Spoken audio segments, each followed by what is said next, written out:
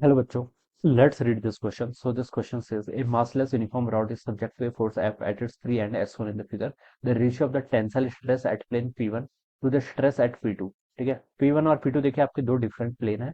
आपको ratio of tensile stress बताना है। ठीक है, रेशियो ऑफ टेंसाइल स्ट्रेस बताना है। ठीक है बच्चों, तो इस क्वेश्चन का बच्चों की कॉन्सेप्ट आप क्या लिख लीजिए ना, टेंसाइल स्ट्रेस ही लिख लीजिए। क्या लिख लीजिए? Tensile stress. This will be the key concept of this question. ठीक है, ये क्या हो जाएगा? इस क्वेश्चन का आपका की कॉन्सेप्ट हो जाएगा। ठीक है, आपके पास देखिए रॉड है, रॉड पर आपको क्रॉस सेक्शन यहाँ पर क्वेश्चन में क्या कर रखा है?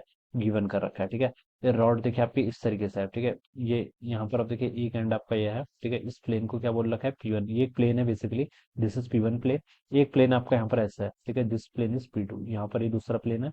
इस ये कितना आपका P2 के इक्वल। ठीक है, दोनों का क्रॉस सेक्शन एरिया तो इक्वल होगा। दोनों का एरिया मान लीजिए आपका ए एक इक्वल है। इसका भी क्रॉस सेक्शन एरिया ए है, इसका भी है। ठीक है, इस बार फोर्स देखिए आपका कुछ ऐसा लग रहा है। This is the force. Question बोल रखा है कि uniform rod is subjected to force F. ठीक है, रॉड यूनिफॉर्म है और एफ फोर्स लग रहा है। ठीक है, ये फोर्स ऐसा लग रहा है और दूसरा फोर्स आपका देखिए बच्चों लग रहा है। देखिए बच्चों, ये क्या है? डाउनवर्ड वर्टिकल डाउनवर्ड डायरेक्शन में हम फोर्सेस के कंपोनेंट के यहाँ पर कंसिडर करेंगे। ये देखिए आपकी ये तो आपकी नेट इक्विलिब्रियम पर है ना। जो आपकी यूनिफॉर्म रॉड है वो क्या आपकी नेट इक्विलिब्रियम पर है। ठीक है, जो आपकी ये सीलिंग है, सीलिंग देखिए इस पर क्या लगा रही होगी? फोर्स लगा रही होगी। ठीक है, रिएक्शन फोर्स, जिससे हम बता सकते हैं ये क्या होगी आपकी, कंप्लीटली क्या होगी आपकी, इक्विलिब्रियम पर होगी। ठीक है, तो बच्चों देखिए हम यहाँ पर क्या करेंगे? वर्टिकल डाउनवर्ड डायरेक्शन में देखिए यहाँ पर तो आपका फोर्स P2 में तो F लग रहा है। ठीक है, इसका एक कंपोनेंट ले लेंगे। ये एंगल कितना आपका 60 डिग्री। इसका कंपोनेंट देखिए हम लेंगे फोर्स का, तो कितना आएगा इस डायरेक्शन में? ठीक है, ये हो जाएगा आपका F का cos 60। ये कितना होगा आपका? F का cos 60। ठीक है, अब आपको बताने का टेंसाइल स्ट्रेस। टेंसाइल स्ट्रेस को मान लीजिए मैं P से रिप्रेजेंट करता हूँ। स्ट्रेस किसके इक्वल होता है? आपका फोर्स पर यूनिट एरिया के इक्वल। कितना?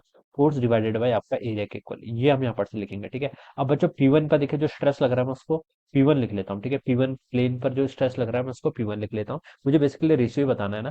Ratio of the tensile stress P1 to the P2। ठीक है, P1 पर देखिए कितना होगा? वर्टिकल डाउनवर्ड डायरेक्शन फोर्स का कंपोनेंट कितना आपका? F cos 60। ठीक है, तो इसको cos 60 कितना होता है आपका? 1/2 के इक्वल। तो ये हो जाएगा force divided by area of cross section. ये कितना इसका? ए के इक्वल है, तो यहाँ पर ए हो जाएगा। ठीक है, सिमिलरली P2 को देखने में मैं क्या लिखूंगा? फोर्स कितना लग रहा है वर्टिकल डाउनवर्ड डायरेक्शन में? आपको F लग रहा है। एरिया ऑफ क्रॉस सेक्शन कितना? ए है। ठीक है, यहाँ से इतना आ गया।